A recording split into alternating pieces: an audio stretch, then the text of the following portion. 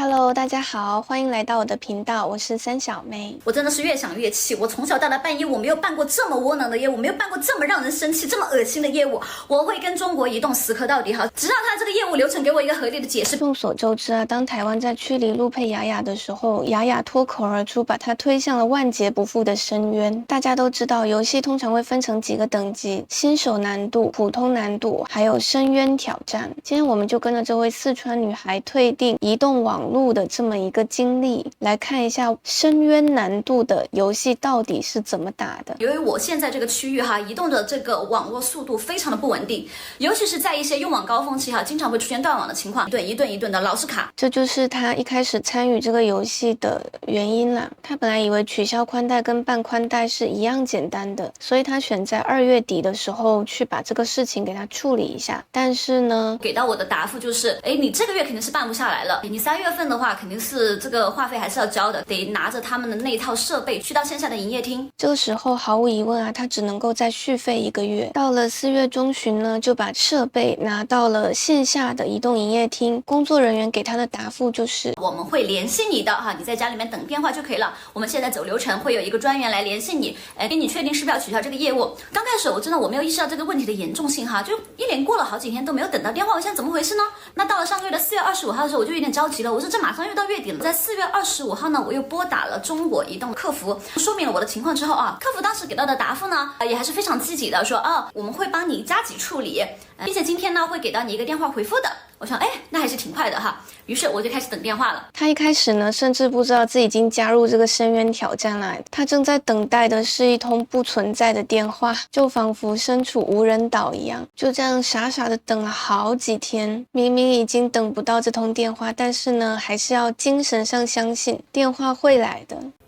左等右等没等到，我又打了电话去问，好，同样的话术，我们已经在帮你加急处理了，今天会给到你一个电话回复的，请注意接听。我这个时候天真了，我又信了他们这个鬼话，没有人给我打电话。好，我说那是不是要48小时之内24小时之内我这个当天是不是有点太着急了？我还在 PUA 我自己4月24号我忍住了，我没有打电话。那好，这一天我依然没有等到中国移动的电话。 OK， 然后到了4月28号我又打了一个电话过去，同样的话术又来了，表现得非常的真诚的，我又信他了。这个时候呢，他的深渊挑战已经打到了第2层，陷入了循环。他没有等到电话，等来的是无限的复读和他自己的自我怀疑。最可怕的是，因为等电话嘛，所以他就必须要把手机的铃声都打开。在这个期间，然后我中间接到了什么电话？我中间接到了很多骚扰电话。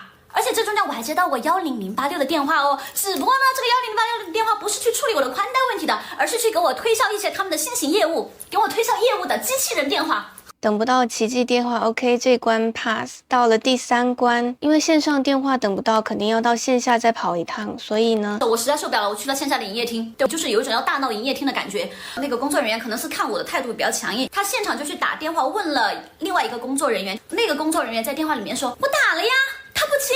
我说我怎么不接了？我每天盯着电话怎么不接了？然后他说，哎呀，你们那些手机可能设置了那个骚扰电话拦截，就把我的电话拦截了。哎呦，我真的是天哪，老天爷！好啦，第3关营业厅的这关是成功的解锁了，愤怒值呢也随之上升了。他的手机呢明明已经成了骚扰电话的集中营了，对方却说他的手机已经开通了骚扰电话拦截，所以才打不进来，明显的甩锅。看透了又能如何呢？问题是要解决的，总不能挥一挥衣袖就把这个宽带放在这吧。所以呢，他只能从愤怒中强行拉出自己的理智，继续来解决问题，继续的勇闯第4关。对着那个营业员的电话说，那你现在把他的电话挂了，你现在马上给我打一个电话，把你这个流程走完行不行？经过我的这个据理挣扎之后那边挂了电话之后马上给我打了电话了。好，这个流程总算是走完了，卡了半个月了。那当天就走他们的所谓的这个拍照流程，我想也算是走上正轨了吧，应该马上就能取消了吧。正当他以为他的游戏只有这4关的时候，他可能忘了这是在深渊呢。哇，那是一环扣一环。我就问他，那我这个月还能取消吗？这个月是肯定是不行的了你这个月30号肯定不行了。我说那行吧，那我下个月总能取消吧。工作人员给我的解释说，那不确定不确定。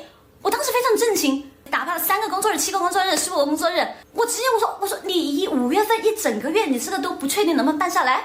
他说不确定哦，这个也不确定哦，这个要看情况哦，这个要等领导审核哦。月初当了傻子，月末又成了弃子。我说那我下个月要交的话费算怎么回事？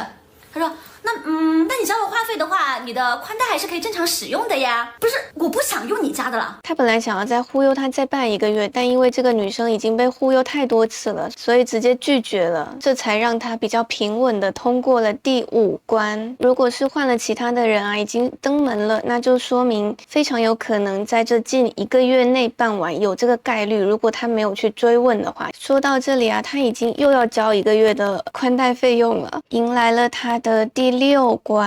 然后那边，那要不你这样吧，你把这个话费的这个资费降低一下吧。然后降低的话就是一个新合约。我说新合约什么意思？再用很久吗？他说对，新合约就是要再用1年，我想要取消的。然后你因为你们的取消太复杂了，让我再续一个新业务。前面啊，他还非常高兴，感觉应该已经很快了。结果啊，从拍照的那一刻，可能才刚刚准备开始要加载进度条，对于移动公司来说，那都是序章而已。是到第2天，我就去线下的营业厅去。当他第一次去移动营业厅的时候，对方告诉他这个已经走到领导审批的环节了，现在还有1个领导没有签字。因为还有1个领导没有审批，那只能等那个领导啦，对吧？等到他第2次去问的时候，说了一次，我再去问的时候，他说还有2个领导没有审批，2个啊？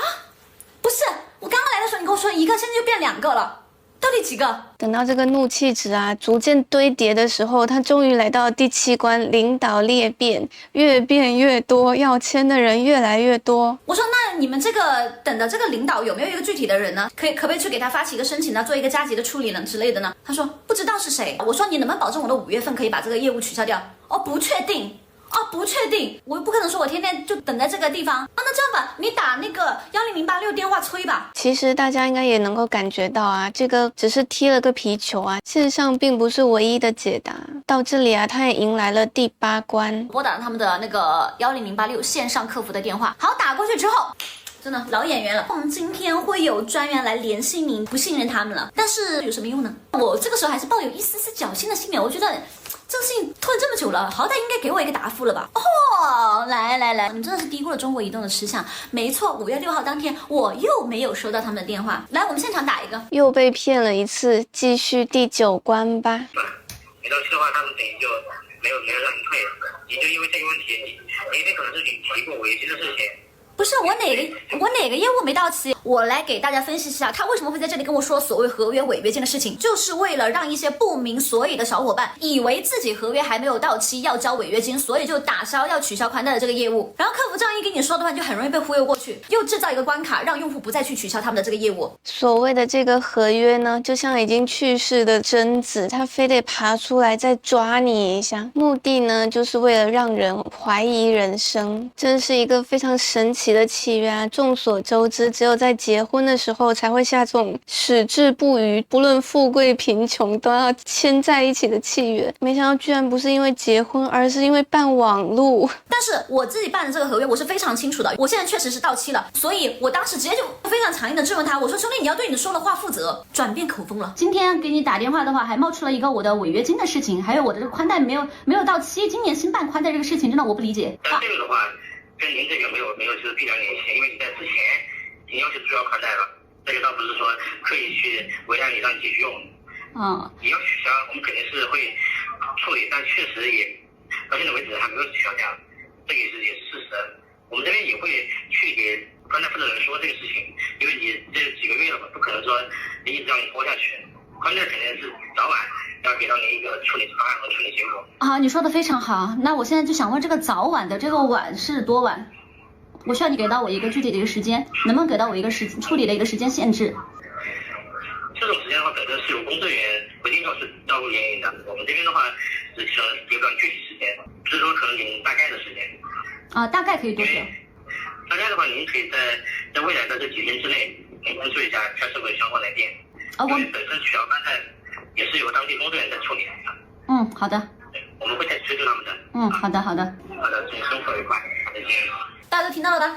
许多人呢，可能前面已经那么多的关卡磨到这个第9关，也许就定下来了，觉得哦，原来是自己误会了，原来是没有到齐，所以一直等不到电话。很多的人呢就想算了，太麻烦了，没有心力了，就这样继续下去吧。但是呢，这位勇者他还记得自己是什么时候办的，他的第9关终于是度过了。你态度非常强硬的质问完他之后的话，他就你这个不影响取消的。那你刚刚打电话一来，你那么肯定的跟我说，我现在合约没到期有违约金是怎么回事啊？那经过这一系列乱七八糟的沟通之后呢，现在我们的结果就是又等，对，没错，又等。线上说找线下，线下说找线上，哇，那这个谁来负责？我找一个线中好不好？好了，接下来又是老环节了，又开始等电话。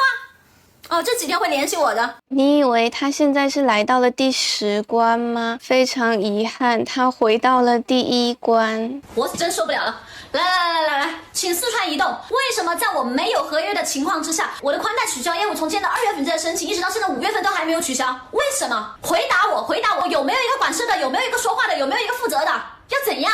这就是万劫不复的深渊，无限的回圈，无限的循环。所以有时候大家看到那种狂暴中的深渊人，真的要理解一下，他们可能已经被这种各种深渊的琐事给逼疯了。一套话术下来啊，每一个公司里的 NPC 都完美的执行了自己部分的脚本，要在深渊挑战里面闯关啊，每一步都能回到起点。这就是深渊的可怕之处啊，万劫不复啊，这么简单的一件事情就能让老百姓心力交瘁。其实很多大陆的人呢也是知道说深渊为什么会被叫做深渊，大家也会知道自己的那个游戏难度是比其他地区的人要高一些的。好啦，本期的影片就到这边，人生路漫漫，三妹来相伴，记得点赞关注哦，我们下期再见，拜拜。